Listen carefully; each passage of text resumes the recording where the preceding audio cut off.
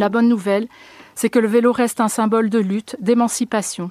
Des assos partout dans le monde encouragent les femmes à pédaler et de plus en plus de femmes osent enfourcher leur vélo sans demander la permission à personne. Let's okay. Let's okay. Let's okay, Antiplane. Bonsoir et bienvenue à vous pour une émission spéciale dédiée au vélo sous toutes ses formes. Le programme est chargé, on a des rencontres, des récits inspirants, des initiatives qui améliorent la vie et la ville. Mais nous avons surtout l'équipe féminine de Cargo Vélo avec Anneline, Baptistine et Bibi. Salut Clément, salut les auditeurs. Une émission qui va parler d'art et de cinéma et de photographie puisque nous avons avec nous Jeanne Fourneau qui est la réalisatrice d'un film photographique qui s'intitule Ni mari ni moteur. Bonjour. Et bonjour Jeanne, et qui est accompagnée de Delphine dans l'organisation du festival en roue libre et qui parle du voyage à vélo. Bonjour Delphine. Bonjour. À côté de toi, nous avons Nathan et Franck qui sont père et fils. Bonjour, bienvenue à vous. Et eux vont nous parler de leur défi fou de faire un tour de France à vélo cargo, plus de 6500 km en 102 jours pour promouvoir le vélo cargo comme alternative au transport motorisé, comme véhicule utilitaire. Et bien sûr, nos chroniques et nos chroniqueuses, plutôt avec Nadia et Katia, la nomade sédentaire. Salut tout le monde. Salut Pour Clément. encore plus d'actu vélo, on commence avec l'équipe féminine de Cargo Vélo. Ouais. Alors Cargo Vélo, c'est une boîte de livraison à vélo cargo et du coup cycle logistique comme on dit. Ah d'accord, on dit ça, de cycle logistique, un rassemblement de deux boîtes qui se sont récemment réunies. Le temps passe vite, donc effectivement Cargo Vélo et Dioxyde de Gambette ont fusionné en octobre 2023. Oui. Donc mine de rien, ça fait déjà un peu plus d'un an et j'aimerais dire presque un an et demi. Il y a eu des collaborations qui se sont lancées en 2019 où Dioxyde de Gambette faisait sous-traitant pour certains clients Cargo Vélo à Bruxelles. Et puis voilà, les choses ont fait que ça s'est fini comme ça. Donc il y a eu une fusion qui a été faite. Et donc, Dioxyde de Gambette est devenu Cargo Vélo. Et du coup, tu disais cycle logistique, c'est pour faire sérieux, mais c'est pas que pour faire, c'est très sérieux maintenant la livraison à vélo. C'est plus juste. Non, c'est pas un coursier qui a une sacoche en bandoulière et qui va livrer des plis. On est sur du matos lourd. Mais un peu de tout. Non, on fait un peu de tout.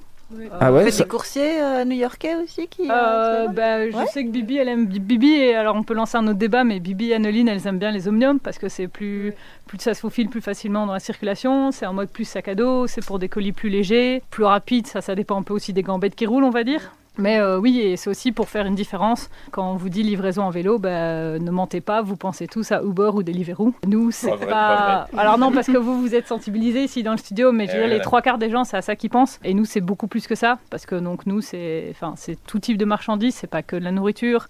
On fait tout ce qui est lié à du e-commerce, mais on fait des échantillons médicaux. Donc c'est parfois des trucs sur tous les clients, en fait. En fait, on a très peu de particuliers, effectivement. Nous c'est plutôt du B2B. Mais ça arrive aussi, hier, je crois que c'est toi qui l'as fait, ça, Bibi, les deux plaques. Ça, c'était une dame qui disait, non, pour la facturation, faites ça à mon nom, quoi. Et donc, ça arrive qu'on ait des gens qui nous demandent plutôt des one-shots, mais ils sont très satisfaits. Elle a d'ailleurs fait un mail en disant que c'était super.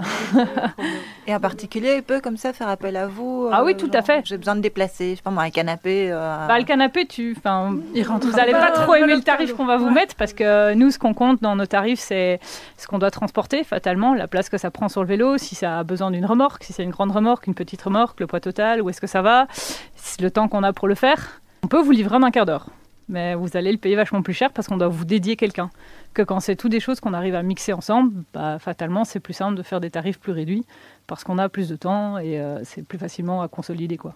Ok. Et mon canapé, si je commande suffisamment longtemps à l'avance, genre c'est pas urgent, c'est quand vous voulez, vous avez une idée des prix. Enfin, pas que j'ai un canapé à déménager, mais ça va avoir une idée. Je vais te faire la réponse que je fais au téléphone à tout le monde. Merci de faire un mail à peloton@cargovelo.be avec votre demande, parce qu'en fait, il faut l'encoder dans le système et c'est le système qui donne. Ok. Je ne fais pas de sortir ça, à part que par exemple pour des petits colis. Donc, alors, petit colis, c'est quelque chose qui fait 40 cm par 30 par 30, maximum 10 kg. On commence à 7,80 € pour un horaire de bureau. Demandez au moins la veille. Ça, c'est la base. Si vous voulez vraiment recevoir un tarif, parce que les gens, ils ont toujours besoin de tarifs.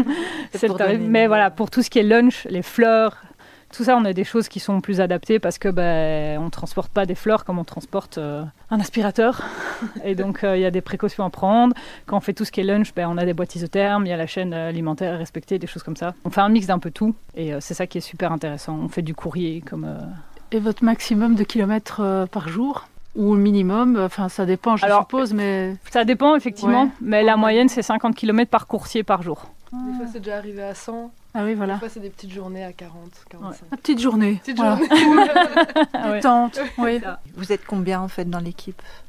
Je crois que toutes les villes ensemble, en comptant le Flexpool, on est à 30 personnes maximum, quoi. Et Les encore... salariés, c'est temps plein? Alors oui, sauf qu'un temps plein chez nous, c'est à vélo, c'est 24 heures semaine, parce que sinon Ah ouais. après, c'est un petit peu fatigant. C'est ça, j'allais dire. Un tout petit Ouais. peu. Voilà. Trois fois rien. Et sur le site, je vois quand même une grande majorité de mecs, non? Oui, mais justement, sur le nouveau site, il y aura plus de meufs. C'est vrai? Il n'est pas encore mis à jour. Le fait de travailler dans le vélo, c'est déjà pas facile en soi. Ça n'existait pas tant que ça. Ça a pris le fait de travailler, que ce soit comme mécanicien ou comme vendeur de vélo ou comme coursière, c'est quelque chose qui a pris de l'essor. À l'époque, jamais j'aurais pensé qu'on ferait une émission, on parlerait que de vélo cargo quasi. Là maintenant, ça prend les 2 tiers de l'émission. Comme quoi, c'est l'aspect pro qui génère aussi un énorme business Parce que c'est des vélos qui circulent en ville toute la journée, en fait. C'est Mhm. pas on n'est pas entre 7 et 9 heures dans les embouteillages. Oui, il y a des embouteillages sur le piste cyclable, mais non.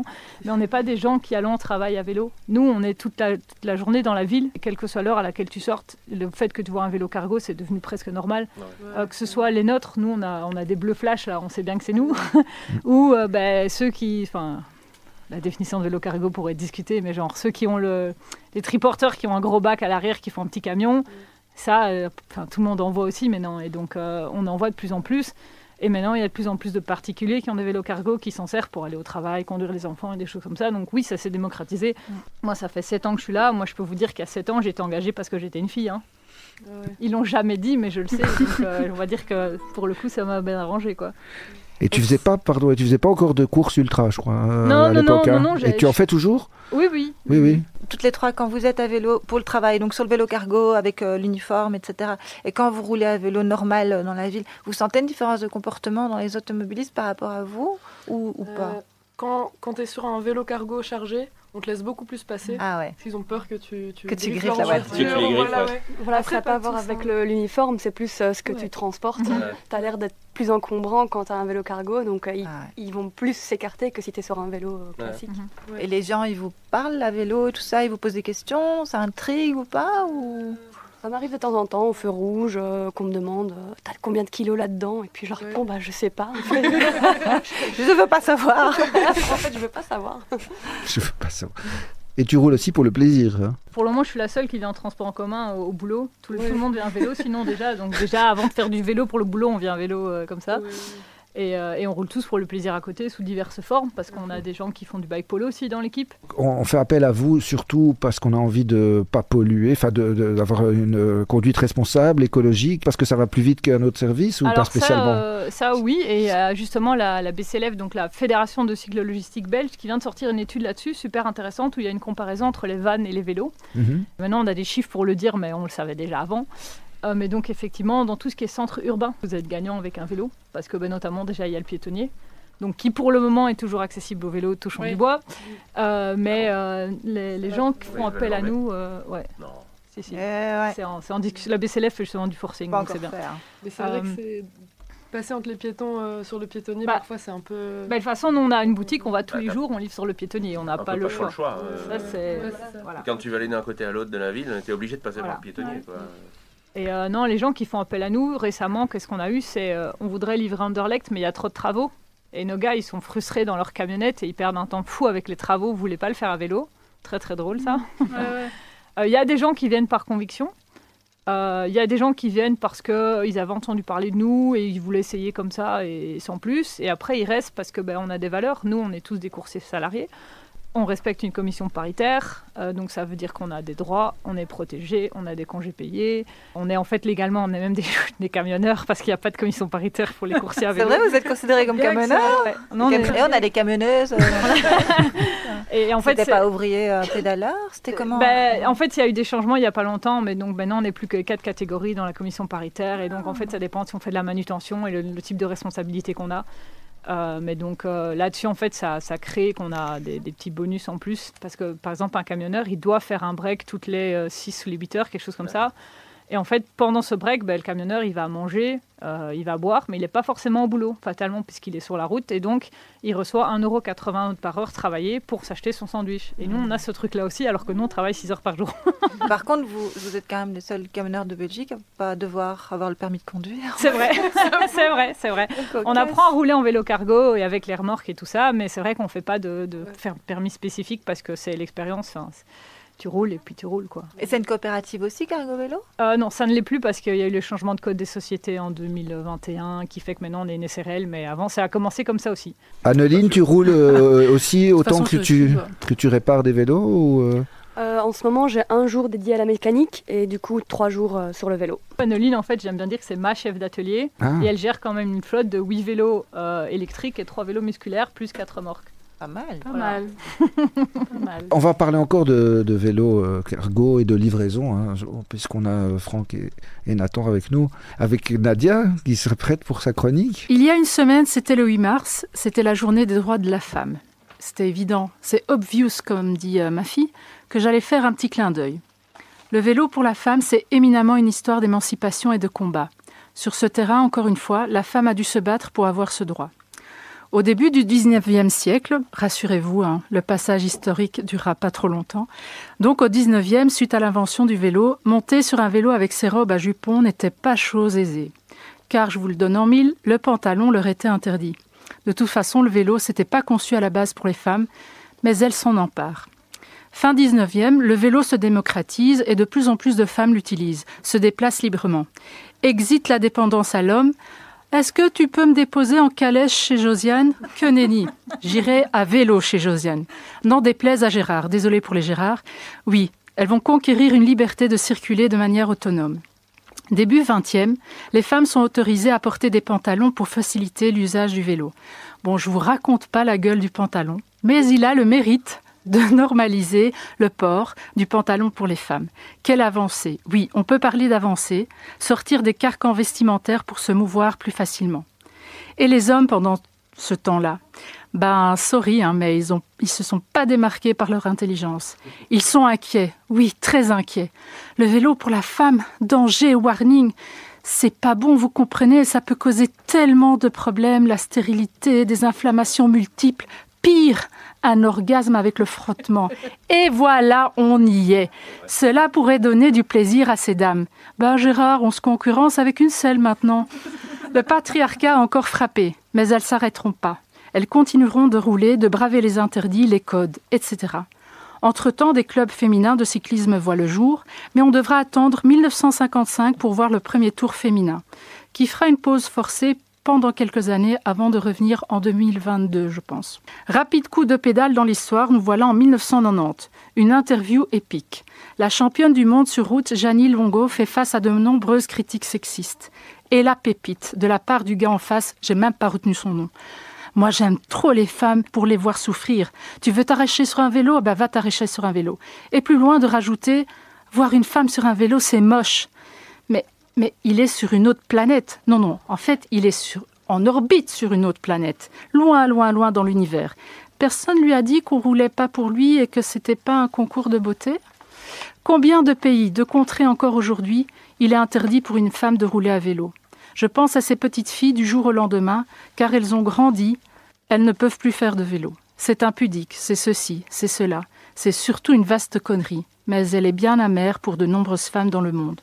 Le vélo a permis de s'émanciper, de conquérir un espace, des distances, du terrain, de ne dépendre ni de calèche, ni de voiture, la sienne ou celle de quelqu'un d'autre. Mais c'est pas encore gagné pour toutes. Le vélo, c'est ce ressenti de liberté, cette audace de braver des interdits dans certaines contrées où même la voix des femmes en public est muselée. Et le vélo aujourd'hui, liberté ou on pédale encore dans le vide? Alors en 2025, où on en est ? Parce qu'on ne va pas se mentir, ce serait quand même sympa que rouler à vélo pour une femme ne soit plus un sport de combat ou un acte de résistance politique. Bon, déjà, bonne nouvelle, plus personne ne vient nous diagnostiquer une inflammation mystique et il n'y a plus de débat sur la stérilité ou autres motifs vaseux. Mais pour autant, l'égalité sur 2 roues, il y a encore du chemin. Dans le sport cycliste féminin, pendant des années, les différences étaient très flagrantes, aussi bien sur la durée des courses, la médiatisation ou les primes ridiculement basses. Est-ce que c'est Gérard qui gérait les primes ? Heureusement, ça bouge. En 2022, le Tour de France Femmes fait son grand retour avec une vraie course, une vraie diffusion et même un prize money plus correct. Mais bon, toujours inférieur aux hommes, faut quand même pas déconner. Et question sécurité, encore des différences. Parce que oui, faire du vélo quand on est une femme, ce n'est pas juste pédaler et sentir le vent dans ses cheveux. C'est aussi se faire klaxonner parce qu'on est sur la route, se faire doubler à 2 cm par un mec en SUV ou se faire emmerder, insultes, sifflements ou même des gentils commentaires. « Ah ouais, t'es courageuse, une fille qui fait du vélo, respect, Mais enfin, Gérard, je suis pas en train d'escalader l'Everest en tongs, je vais juste acheter du pain. » Bref, dans le monde, dans certains pays, encore aujourd'hui, monter sur un vélo en tant que femme, c'est toujours un acte de rébellion. La bonne nouvelle, c'est que le vélo reste un symbole de lutte, d'émancipation. Des assos partout dans le monde encouragent les femmes à pédaler et de plus en plus de femmes osent enfourcher leur vélo sans demander la permission à personne. Alors oui, Gérard, désolée pour les Gérard. Je te rassure, le vélo n'a pas rendu les femmes stériles. Il n'a pas causé d'épidémie d'orgasme incontrôlée, mais il a bel et bien contribué à une révolution, celle de pouvoir se déplacer librement sans rendre de compte à personne. Moi, je dis tout à vélo, je roule comme je suis. Bravo, je mets une virgule. On l'a pas eu encore. Quelle transition magnifique avec Jeanne et en même temps avec Delphine qui est ici pour nous parler du festival En Roue Libre. Delphine, en plus d'être dans cette organisation de En Roue Libre, tu connais une initiative très concrète qui va dans le sens de ce que vient de nous dire Nadia avec le vélo pour les femmes, puisque tu aussi es animatrice pour les Hirondelles. Et du coup, là, c'est très concret parce qu'il y a des personnes qui sont pas à l'aise sur un vélo, voire qui ne savent pas du tout rouler, qui peuvent, dans un espace clos, avant de se jeter dans la circulation, elles peuvent apprendre et s'essayer et s'exercer à rouler. Toi, tu fais ça. Il y a encore tout à fait des possibilités. Il suffit de s'inscrire à l'avance. Oui, c'est ça, les Hirondelles, c'est des cours de vélo pour les personnes qui n'ont pas eu la possibilité d'apprendre à faire du vélo quand elles étaient enfants et qui donc ont envie de s'y mettre à l'âge adulte. Et c'est en grande majorité des femmes qui viennent au cours. On a plein de possibilités pour apprendre d'abord en dehors de la circulation dans un espace bien sécurisé, puis après petit à petit on va aller dans le parc, petit à petit on va, pour celles qui ont envie, on va s'aventurer sur les pistes cyclables et dans les quartiers environnants. Si une personne n'a pas de vélo, vous en prêtez éventuellement ? En fait on fournit les vélos, donc voilà, c'est ça, les personnes peuvent venir, les cours ont lieu 2 fois par semaine, on peut s'inscrire toute l'année, on vient quand on veut. L'idée, c'est de lever les freins, c'est d'être le plus accessible possible, que ce soit facile de s'inscrire, c'est pas cher, c'est 20 € pour l'année. Le casque et la chasuble aussi, je crois. Tout à fait. Et du coup, on s'inscrit une fois et puis on prévient qu'on veut venir le lendemain et c'est bon, une fois qu'on est inscrit, c'est... Ouais. C'est que les personnes qui viennent à nos cours, elles ont peut-être des contraintes familiales, elles ont peut-être ou des situations de travail qui font qu'elles ont des horaires irréguliers et donc elles sont pas obligées de s'inscrire pour un cycle avec elles peuvent venir quand elles ont la possibilité, elles peuvent venir aussi avec leurs enfants si elles n'ont pas de garde pour leurs enfants. Elles viennent avec leurs enfants, pas de problème. Et nous, on prête des vélos aux enfants, ils font du vélo à côté, on essaye qu'ils prennent pas toute la place, donc c'est pas des cours pour enfants, c'est des cours pour les mamans. Parce que donc après on part en balade, l'idée c'est aussi de découvrir la puissance du vélo pour se déplacer, pour son départ. Souvent la motivation c'est un peu le loisir, pouvoir se balader avec ses enfants, aller au parc, être au vert. Et puis pour certaines c'est aussi j'ai des difficultés avec les transports en commun, à cause de mes horaires de travail par exemple, ou bien j'ai été obligée de prendre une voiture et puis en fait je n'aime pas cette voiture. Et donc j'ai envie de me déplacer autrement. Et donc là, on y va aussi sur plus de distance. Dans la belle saison, on fait des excursions le dimanche vraiment 2 fois par mois. Et puis l'été dernier, on fait parfois des excursions plus lointaines. L'été dernier, on a été à la mer, on a été visiter une réserve naturelle. Et on a fait un petit séjour en étoile. Et c'est vrai qu'on aimerait bien peut-être imaginer quelque chose d'itinérant un jour, si on arrive à l'organiser. Ça doit être génial pour ces femmes qui viennent, donc qui ne savent pas rouler à vélo au début, elles apprennent à rouler à vélo, et puis un jour, elles font 40-50 km sur la journée, et ça doit être hyper... Mais c'est sûr que c'est vraiment quelque chose qui est merveilleux pour la confiance en soi, quand tu réussis à dépasser tes peurs, parce que la plupart des gens arrivent avec...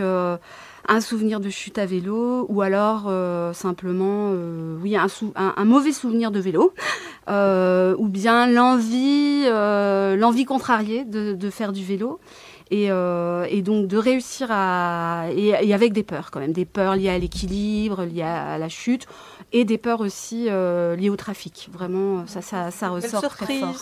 Ouais. Mais il y a quelque chose d'un peu émancipateur aussi, non parce que c'est quand on est une maman et qu'on est une maman à plein temps, pouvoir se permettre de partir et de faire un petit voyage toute seule, même une journée complète, ça ne doit pas être fréquent, quoi. Je te suis tout à fait, effectivement. Et du coup, Jeanne, qui est à côté de toi, Delphine, elle parle pas tout à fait de ces femmes mères de famille qui n'ont pas trop l'expérience du vélo, parce que même quelqu'un qui roule bien à vélo peut découvrir quelque chose d'autre. Dans ton film, c'est ça qui se passe. J'ai pris plutôt le prisme des personnes queer, et donc des femmes et des personnes queer, et donc il y a des mamans parmi les personnes que j'ai photographiées, mais c'est pas particulièrement ça. Le thème, c'est plutôt vraiment le côté émancipation qu'on découvre à travers la pratique du vélo, même si on n'est pas passionné par le vélo. Juste, oui, découvrir qu'on est beaucoup plus libre, qu'on peut se transporter seul. Et puis l'introduction à la mécanique aussi, c'est super important, parce que c'est souvent un domaine où les femmes et les personnes sexisées, comme on dit, elles sont exclues, et c'est pareillement très très émancipateur d'apprendre à réparer soi-même des choses, et ça apporte énormément de confiance en soi aussi. Et il y a moi c'était du coup des personnes queer, notamment parce que il y a pas mal ça marche pas mal sur du bouche à oreille. Donc moi personnellement, c'était ma coloc quand j'habitais à Paris, qui était dans une collective de vélo de cyclo-féministes qui s'appelle Bande Rugueuse. Et en arrivant à Bruxelles, j'en ai rencontré d'autres. Ici, c'est les Déchaînés qui organisent aussi des rides régulièrement. D'ailleurs, il y en a une le 4 avril. C'est un peu l'équivalent des bandes rugueuses à Paris, c'est ça? Les Déchaînés, je ne sais pas si on peut dire équivalent, mais il y en a dans plein de villes. Mais il y en a à Marseille, à Lille. Je ne vais pas toutes les citer, mais... En fait, c'est pour ça que mon film, il raconte le côté un peu communauté que ça crée, et l'émancipation et le bonheur que c'est de faire du vélo ensemble, quoi. Et je sais plus ce que je voulais dire. Non, mais c'est même plus que le vélo. C'est au début, parce que c'est un film photographique avec une narration, une voix off. Oui, je l'ai vu. C'est un court-métrage, pour préciser. On est bien sûr un court-métrage. Mais qu'est-ce qu'il y a encore Je dis interro-écrite. Tu l'as vraiment vu. Non, mais c'est l'idée que la personne qui parle a toujours roulé sur un vélo type hollandais à col de cygne, et puis se rend compte que elle roule en roulant sur un vélo de course. Ouais, c'est ça. Elle se rend compte qu'il y a quelque chose qui se passe là. Ouais, moi j'ai vraiment eu une espèce d'énorme révélation en changeant de vélo. En fait, j'ai toujours eu le même vélo hollandais comme ça. Et je l'utilisais vraiment... Pareil. C'est à cause de Katia que j'ai un gravel. Ouais, mais après, je dis pas que tout le monde doit prendre des vélos hollandais. C'est juste que, par exemple, à l'atelier Molenbeek, c'est écrit ceci n'est pas un vélo de femme, avec une image de vélo hollandais, et ceci n'est pas un vélo d'homme pour un vélo de course avec Arrêtez de dire que les vélos avec une barre, c'est des vélos d'homme. Voilà. Et en fait, on peut encore chier avec ça. Pourquoi tu roules avec un vélo d'homme? Et oui, moi ça m'a permis de découvrir qu'en fait je pouvais aller beaucoup plus vite que ce que je pensais, et j'ai vraiment eu une révélation sur ce vélo dans une rue un jour, mais parce qu'on me l'avait prêté, un homme me l'avait prêté, et c'était incroyable, quoi. Cette sensation, c'est ça que j'ai essayé de retranscrire un peu dans le film, où ça commence par des photos de un voyage que j'avais fait moi-même seule, où j'avais démonté intégralement mon vélo pour le mettre dans un Flixbus pour ensuite faire du vélo dans le train et tout.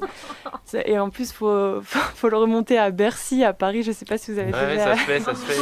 Mais du coup, j'ai fait ça pendant des années. Il faut le mettre dans une pochette et c'est très pressurisant de remonter son vélo à Bercy devant le regard de plein de gens qui se disent qu'est-ce qu'elle fait.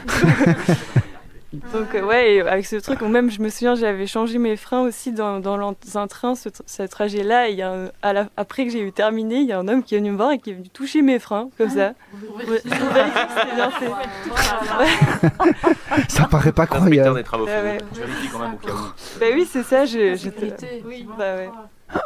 Mais voilà. Mais bon, moi j'avais envie de montrer le côté très joyeux de la lutte parce que, on voit plusieurs rides dans le film. Et du coup, c'est des photos et j'ai des enregistrements sonores des rides. Et je trouve qu'il y a beaucoup d'humour dans cette lutte aussi avec les slogans. Et il y a vraiment un côté joyeux que moi j'adore la lutte joyeuse. Donc voilà, je voulais allez voir le site. Moi j'ai tapé ni mari ni moteur, donc c'est le titre du film. Oui, parce que... Et on tombe directement sur le site de Jeanne et les photos sont vraiment très très belles. Oh, merci.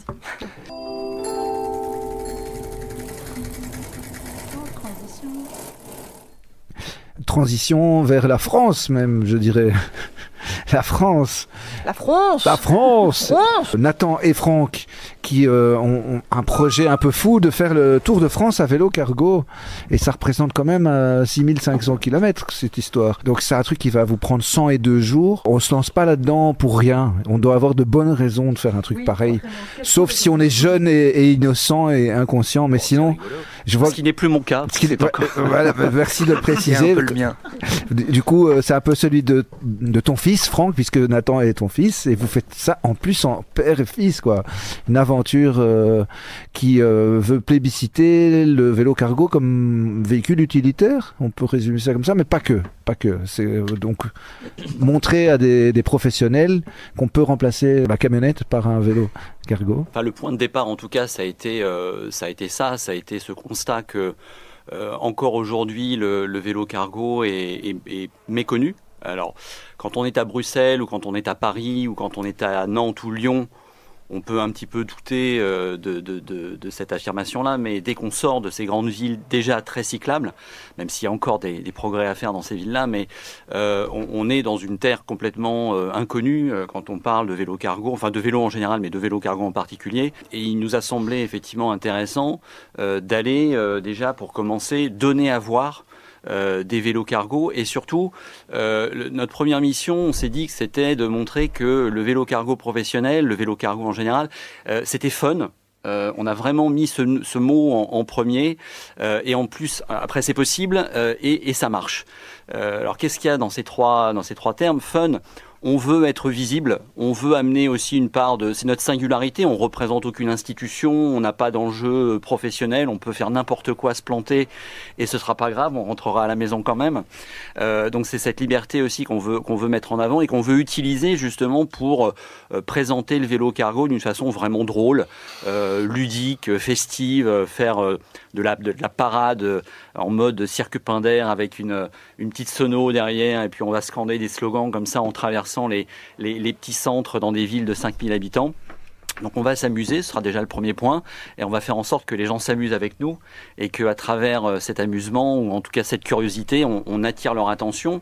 Et qu'une fois qu'on aura leur attention, on va leur montrer que c'est possible. Alors c'est pas nous qui allons leur montrer, on va partager avec eux des témoignages dont on sera porteur à travers des témoignages qu'on a déjà recueillis ou des références ou des renvois sur des sites internet, comme en France on a les boîtes à vélo qui travaillent beaucoup justement pour la promotion de la cyclomobilité professionnelle, et on aura aussi dans les villes mêmes, on invitera les professionnels à vélo, ceux qui sont déjà passés à l'acte, à venir se présenter aux habitants de leur coin. On prendra, et ce sera la raison C'est une des motivations de la raison de Nathan avec moi sur ce tour. On prendra des images pour faire des belles photos qui les montrent avec leur monture et des petits portraits vidéo qu'on utilisera nous et puis qu'on leur donnera aussi à utiliser s'ils le souhaitent. Donc ça, c'est pour le côté c'est possible. Il y a des gens qui le font déjà. Et le troisième point, c'est ça marche parce que justement, même si nous on est convaincus et qu'on est venu par là, par le côté environnemental, le côté sociétal, l'impact que peut avoir sur l'évolution vers une société plus souhaitable, on estime que ce type d'arguments-là, on les a déjà utilisés, on les a déjà répandus partout, on a déjà convaincu les gens qui pouvaient être convaincus avec ces arguments-là. Je ne pense pas qu'on fera beaucoup de progrès en continuant à insister sur ces arguments-là. Donc ce qu'on veut leur montrer, c'est on a un autre atout dans notre jeu, c'est que le vélo professionnel, c'est efficace. Merci à toutes et tous d'avoir été avec nous. Et aux auditeuristes aussi d'écouter cette émission complètement dingue. On la mettra sur toutes les plateformes le plus rapidement possible. Avec du son.